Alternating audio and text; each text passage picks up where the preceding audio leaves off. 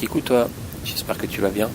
Alors je profite un peu de cette semaine de fin mars ensoleillée pour te livrer ici mon vélo taf retour de L'Isle-Jourdain à Toulouse. Alors je vais pas tout le livrer en vidéo parce que il fait un peu 36 km, ça serait long. Mais je l'ai un peu accéléré en espérant que t'aies pas trop mal au cœur. Alors on démarre en fait en sortie de la zone industrielle de L'Isle-Jourdain avec une petite piste cyclable très courte qui traverse un peu la moitié de la zone et qui là, vous allez voir, termine directement sur le trottoir en fait surélevé qui se finit dans le rond-point. Bref, donc là on passe le rond-point et puis on a une petite descente sympathique. Alors ce qu'il faut savoir c'est que vous avez je sais pas si vous voyez là sur la gauche, il y a un gymnase et derrière il y a un collège. En fait c'est un collège qui a ouvert cette année à la rentrée dernière. Et le pan de route ici, vous voyez, a parfaitement été refait. Mais bon, les vélos, les pistes cyclables, enfin bref. Par contre, on est en zone 30. Alors, est-ce que ça vaut? Est-ce que ça compte? Je ne sais pas. J'attends tes commentaires. Donc là, belle petite descente en zone 30. Faut faire un peu attention parce qu'en bout, il y a une voie rétrécie, certainement pour ralentir les véhicules. Donc là en fait il faut céder le passage dans ce sens là puisque on n'est pas prioritaire. Par contre le matin à l'arrivée c'est l'inverse. Donc la route finit un peu en cuvette, ça remonte après sur le centre-ville et on arrive sur l'Isle-Jourdain, le centre-ville quoi. Alors je te livre un peu ici le profil du trajet. Donc là on est plutôt sur un profil assez descendant, si tu vois. Globalement, à part les 3 bosses du début, on est plutôt en descente, ce qui fait que globalement le soir c'est quand même plus facile physiquement, c'est plus roulant, et d'autant plus que souvent en fait là on est plutôt dans le sens ouest-est, alors que le matin c'est l'inverse, et souvent t'as un vent d'ouest en fait qui souffle en moyenne c'est entre 20 et 50 km/h, pas tous les jours bien sûr, mais quand même. Donc là en plus souvent, en plus que le profil est descendant et donc plus rapide et plus facile, souvent tu as le vent dans le dos, donc effectivement globalement c'est quand même plus facile sur le retour quoi.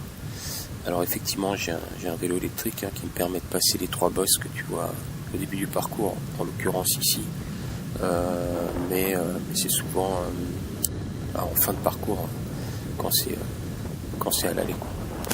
Bon là on est clairement fin d'hiver et puis début du printemps, donc c'est lumineux, c'est super agréable, enfin les odeurs commencent à être très agréables, et puis alors là j'ai de la chance parce que j'ai j'ai un petit peu cherché en fait le trajet avant d'acquérir le vélo électrique, parce que je prenais le TER sur cette partie là jusqu'à décembre dernier. Donc j'ai pas mal cherché un peu, essayer de tracer des parcours. C'est assez compliqué parce que toutes les routes en fait vont plutôt du nord au sud, sachant que de L'Isle-Jourdain à Toulouse t'as une grosse nationale en fait, double voie, mais t'as des départementales, mais t'as très peu de routes en fait qui vont dans ce sens là, c'est-à-dire est-ouest ou est-ouest en fonction de si tu pars ou tu reviens. Donc là c'est assez compliqué. Ouais, c'est assez compliqué de trouver une route en fait qui va être calme et puis dégagée, sans trop de voitures quoi. Donc là on arrive sur la descente vers Pujaudran avant une montée, et ce virage en S où il faut faire un peu attention. La visibilité est plutôt bonne, donc tu peux anticiper, mais voilà quoi, des fois il peut y avoir une voiture, donc il faut faire attention. Bon, je te remets le profil pour te situer. Donc là on est dans la montée de Pujaudran, elle est estampillée ou identifiée numéro 3 ici. Donc c'est celle qui est la plus costaud en fait du parcours sur le retour. On est en moyenne à 8% en montée, avec en pointe là-haut t'atteins 12% quoi. Arrivé en haut t'es quand même un peu essoufflé, même avec le moteur. On arrive donc sur un plateau, le plateau de Pujaudran, où t'es à peu près à 300 mètres en hauteur. Et puis tu vas tranquillement après te descendre jusqu'à Toulouse, ou à Toulouse je dois être à peu près à 100 mètres, quoi, un peu plus de 100 mètres au niveau altitude. Ça te donne à peu près le dénivelé global, quoi. Donc là j'arrive sur Pujaudran, donc à part la côte, là c'est pas Pujaudran, c'est plutôt calme, hein. Il y a un stop où il faut faire un petit peu attention parce que le carrefour est un peu en coupe-gorge et on voit pas trop celui-là là. Ensuite tu as une priorité à droite où il faut un peu aussi faire attention. Et là t'as la priorité à droite. Et puis après en sortie de Pujaudran, t'as une jolie descente, hein, où tu peux facilement atteindre les 50 voire 60 km/h. Ça dépend s'il y a du vent ou pas, parce que c'est vrai que si t'as du vent d'ouest, là bah, t'es vachement ralenti en fait dans la descente. Mais globalement celle-ci elle est sympathique parce qu'en plus tu as une superbe vue sur Toulouse. Tu vas la voir après. Et puis d'ailleurs je vais te montrer là tranquillement la descente. Allez, là t'es là, on est dans la descente en fait. Descente de Pujaudran dans l'autre sens, enfin de l'autre côté en gros. Là sur la droite, quand il fait beau, tu peux voir les Pyrénées. Donc une superbe vue en haut de plateau sur Toulouse, qui est assez sympa à voir en live, parce que là c'est vrai que le rendu est bien sûr moins parlant, quoi. Alors là ça descend fort quand même, ça finit en petit virage un peu étroit et pas trop, sans trop de visibilité, donc il faut quand même ralentir parce que t'arrives quand même assez vite, quoi. J'ai eu croisé des voitures, mais ça se passe plutôt bien, en fait, ça passe crème si tu fais un peu gaffe, quoi. Un peu plus chaud la nuit en fait quand il n'y a pas de lumière, là en l'occurrence c'est en pleine journée, c'est cool. C'est vrai que la nuit il faut faire un petit peu plus attention. Sinon c'est globalement si des fois le matin en fait tu peux arriver sur les éboueurs en fait qui font leur tournée, donc il faut faire un petit peu attention. Et puis mais globalement, enfin la route est serrée, donc c'est vrai que c'est un peu chiant les croisements, quoi. Mais bon, globalement c'est extrêmement rare qu'il y ait du monde, quoi.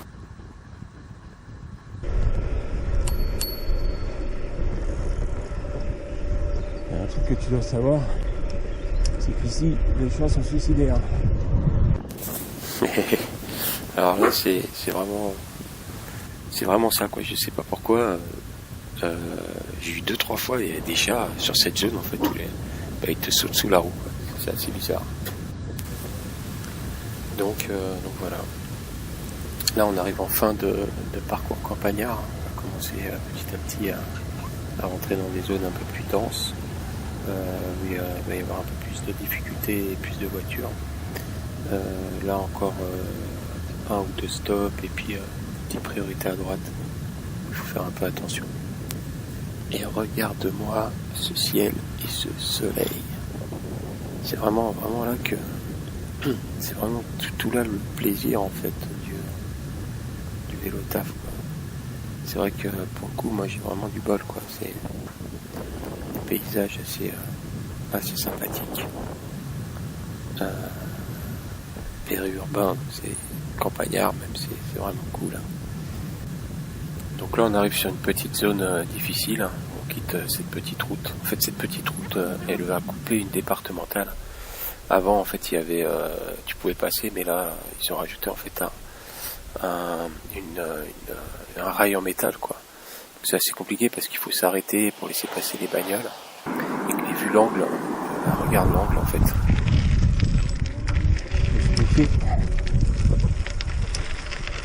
Ce qui c'est que tu respectes la vitesse, hein.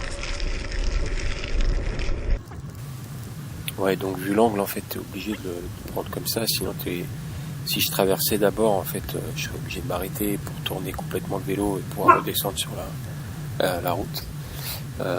Or là ça me permet de pouvoir rester sur le vélo en m'arrêtant si jamais des véhicules arrivaient sur la départementale. D'autant plus que c'est une zone où ça roule vite, quoi. Donc là on se dirige tout droit vers le centre-ville de Legevin. avec son petit lot de difficultés de centre-ville. Mais on va commencer à pouvoir pratiquer les pistes cyclables, parce que jusqu'ici c'est vrai que il y en a pas. Là on va commencer, là c'est pareil, ce que je comprends pas, c'est comme tout à l'heure pour l'île Jourdain, c'est que la zone a été refaite aussi très très récemment. Le bitume là il est complètement neuf. On est effectivement sur des zones 30. Alors est-ce que c'est quand tu as une zone 30, comme je posais la question en début de vidéo, hein, est-ce que quand tu as une zone 30, t'es pas obligé de faire des pistes? C'est une question. Mais je sais pas. Enfin bon, toujours est-il que là il n'y en a pas, mais ça va commencer à arriver là, justement.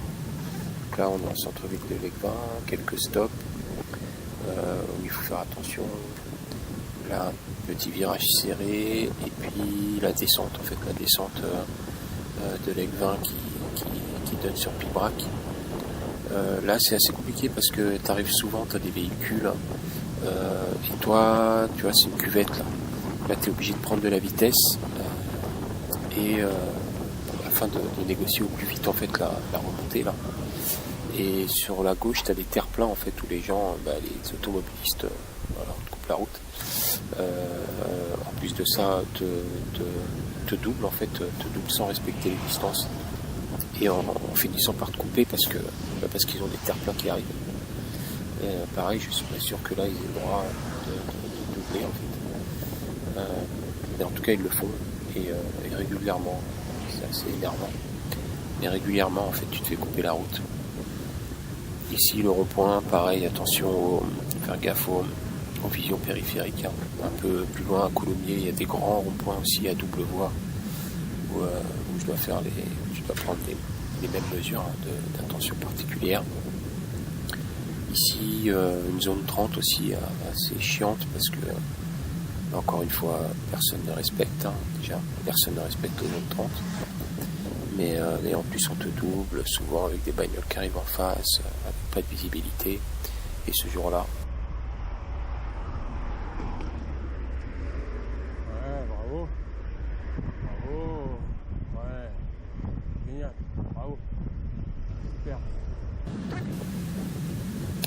donc évidemment, hein, on te double. Tourner à droite 10 mètres après, en ayant risqué de se prendre la bagnole qui arrive en face. Voilà. Dans une zone 30, sur des rehausseurs, des ralentisseurs. Enfin, bref. Mais les cyclistes grillent des feux. Hein. Alors ici aussi, il y a une zone où je me suis souvent embrouillé avec les automobilistes. D'ailleurs, c'est là que j'ai découvert un panneau magique, hein, où tu as une zone avec des stops, mais on vient en fait de prioriser le passage, toi et aux piétons. Bon, là j'ai failli, je pense que j'ai pas respecté la priorité à droite, mais bon. Donc c'est ce fameux panneau là en fait. Donc là on t'annonce bien que ta priorité, hein. Donc en l'occurrence t'as pas à t'arrêter au stop, tu longes en fait le trottoir et tu viens donc traverser ta piste tranquillement. Donc là la personne en fait m'a laissé passer, hein, ce qui arrive de temps en temps. Mais souvent les gens en fait, comme ils arrivent vite, malgré le fait qu'ils soient en zone surélevée, et souvent en fait ils te respectent pas, quoi, ils ralentissent même pas, enfin bref, quoi. Donc là on arrive sur Pibrac, hein, et puis on est sur la dernière partie de mon trajet, avec un petit brise-patte en fait qui va arriver après, mais ici une belle descente en zone 30. Alors sur la droite on a une piste cyclable que je prends pas parce qu'elle est partagée, hein. Il n'y a pas de trottoir à gauche, c'est le seul trottoir et ils ont fait une piste, mais bon. Donc j'évite. En plus là en descente tu vas vite, donc voilà, croiser une poussette quand tu es en vélo en descente c'est pas terrible. Le rond-point aussi, celui-là est assez dangereux parce que tu arrives pareil, tu arrives un peu vite vu que tu es en fin de descente. Il faut bien faire attention aux voitures qui elles ne te voient pas forcément. Ici ils ont modifié le carrefour en fait. Avant il y avait un cédé le passage, mais ils ont mis un stop. Alors c'est vachement sympa le matin parce que du coup là les bagnoles s'arrêtent, quoi, donc c'est beaucoup plus sécurisant pour toi qui qui arrive en fait en sortie de Carrefour. Donc là j'arrive sur Pibrac, je vais passer la côte de Pibrac en fait, où je vais arriver sur la zone de Colomiers, avec là aussi une piste cyclable que je pratique le soir mais pas le matin, pour les mêmes raisons, parce que pas de trottoir à gauche, tu vois, et une piste partagée, et en plus là je vais monter sur Pibrac, sur Colomiers, pardon, et le matin c'est une grosse descente en fait. Du coup souvent je prends la route, même si je me fais engueuler par les bus, parce que pour eux je devrais être sur la piste, hein. Mais voilà, par exemple, imagine-toi, tu arrives à fond dans la descente là, dans l'autre sens, et tu croises des gens, quoi. Enfin, c'est pas terrible, quoi. Donc moi perso je préfère prendre la liberté d'aller sur la route, d'autant plus que c'est pas une autoroute, hein. J'ai tout à fait le droit d'y être, donc je prends mes aises.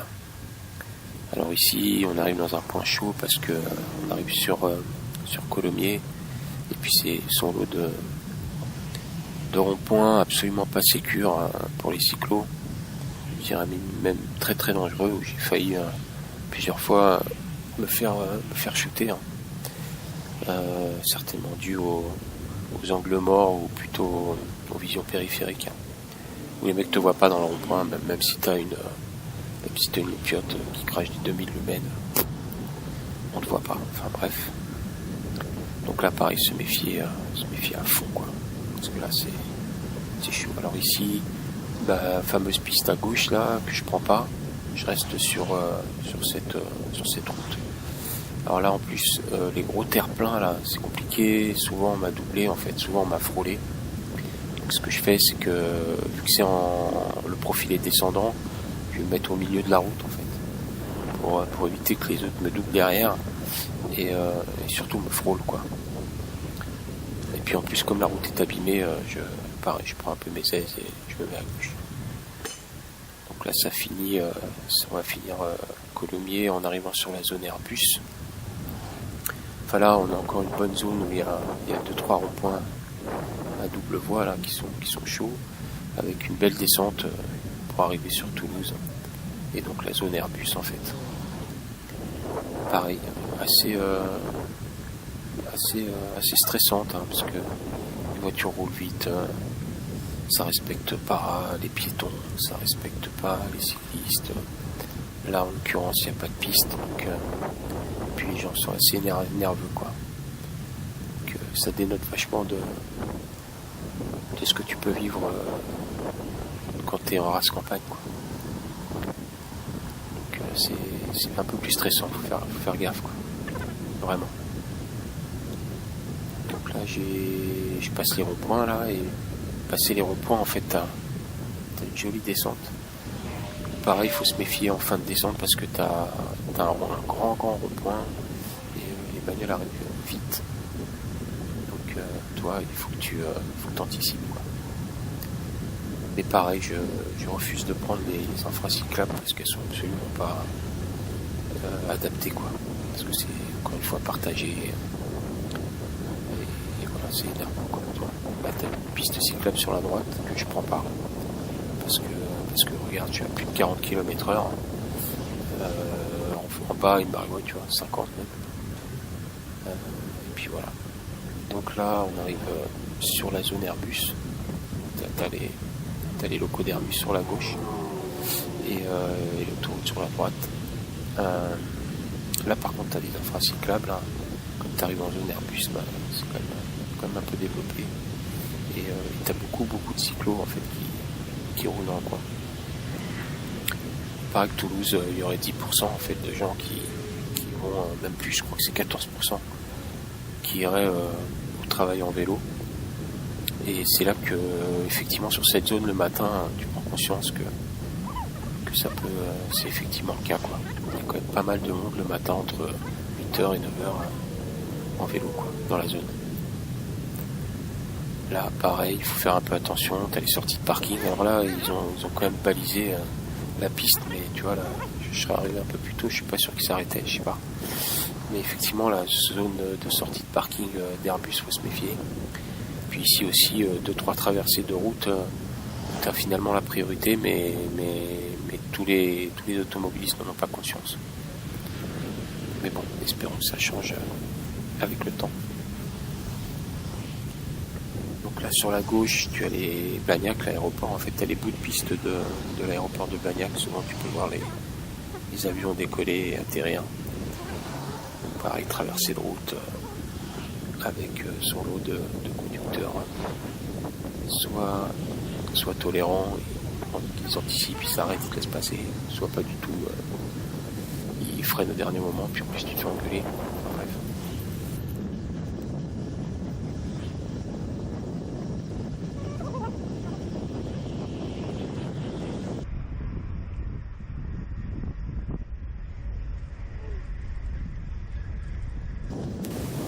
Alors oui, je confirme. Wow.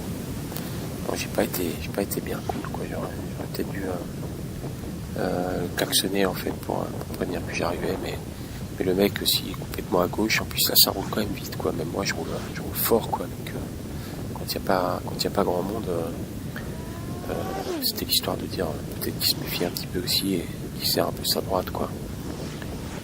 Qu'il est pas seul au monde. Enfin bref.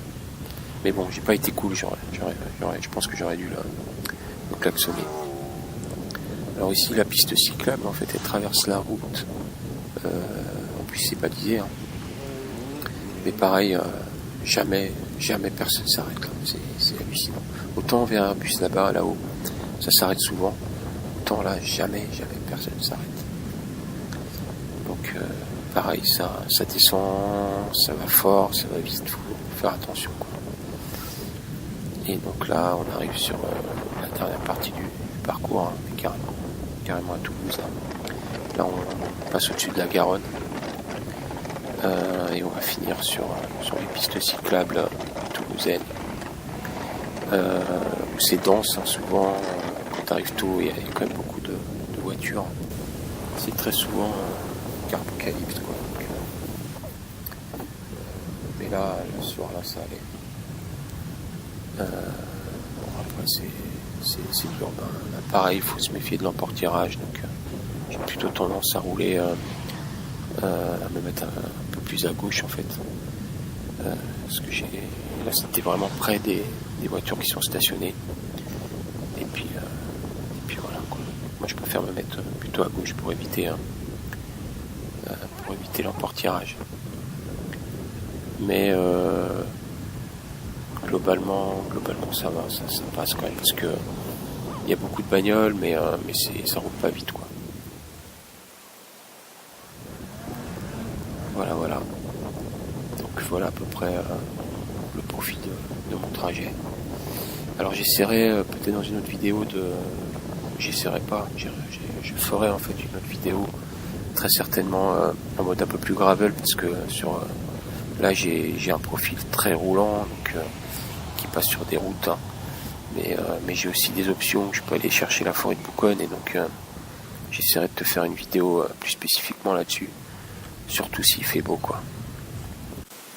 Du coup, en attendant, je vais m'arrêter là pour cette présentation de mon vélo taf retour, en espérant que j'ai pas été trop long, trop soporifique, et puis que les accélérations t'ont pas trop fait mal au cœur.